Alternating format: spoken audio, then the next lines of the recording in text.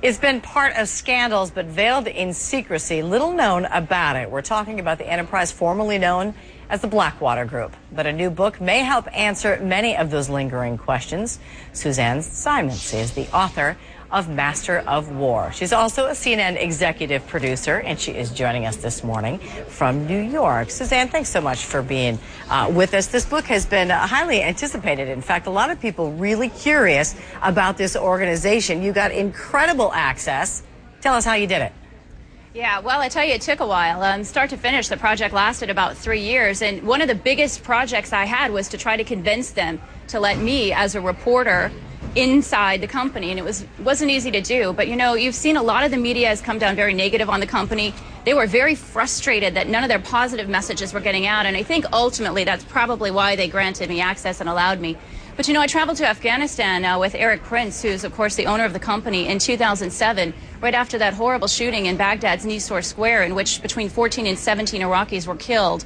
That was really one of the things that he was weighing as he went overseas, to try to see how radioactive his business had become, if you will, and to see just how tough it was going to be to continue to generate new business in the light of all these terribly negative headlines. Yeah, in fact, I found it pretty interesting because as I was looking through the book, I went to the very, very end. I wanted to see how you summed things up after everything that you learned, and I was pretty amazed to find what I did. In fact, I'm going to put it on the screen real quickly. Talking about Erik Prince here, you wrote, he learned to loathe the media. It was the media that played a large role in the downfall of his company, and he would never forget it.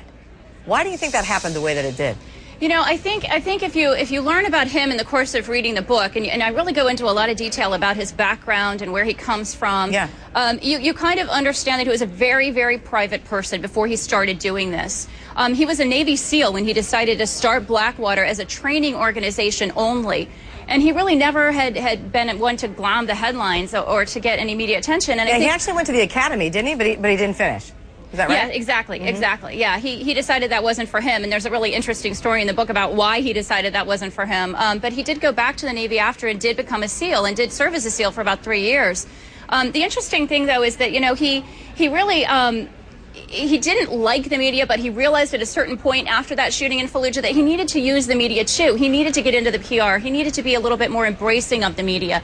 And I think, you know, I've spelled out stories throughout the book that are very fascinating about how he came to that realization. But I think ultimately, you know, that really was the downfall of the company in a big, big way. Yeah, you have to wonder, though, and again, as you go through this incredible account that you were able to put together here, of how the U.S. military would have functioned without Blackwater at that point during this particular conflict. Yes.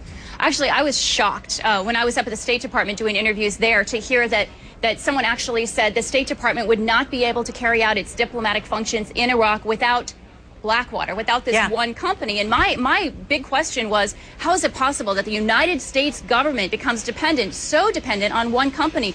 You'll remember that right after that shooting, Heidi, Blackwater was suspended in Iraq for a few days, but in fact, they were reinstated, and people were kind of scratching their heads going, well, if they're so terrible, which it turns out that no charges were actually brought against the company for that shooting, but if they're so terrible, why are they still there? I mean, that's a whole nother question that I try to answer in the book as well. Yeah, and also the awful tragedy that their own company suffered with 4 of their own men, and we all remember those terrible pictures that came out hanging from the bridge and all of that. The story is very complex. Before we let you go, Suzanne, where is this company going to be, which is now known as Z, right? Xenon, the inert gas. That's what they've changed the name to. So does that mean that they're sort of reinventing themselves? Where are they going to be in 5 years? Well, it's a non-detectable gas, so what does that tell you? If you want to go under the headlines, that's the way to go. Get a nondescript name.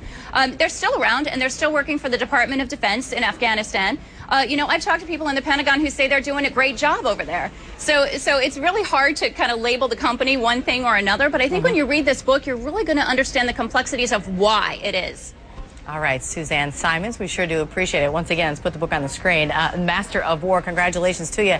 Today is the first release, right?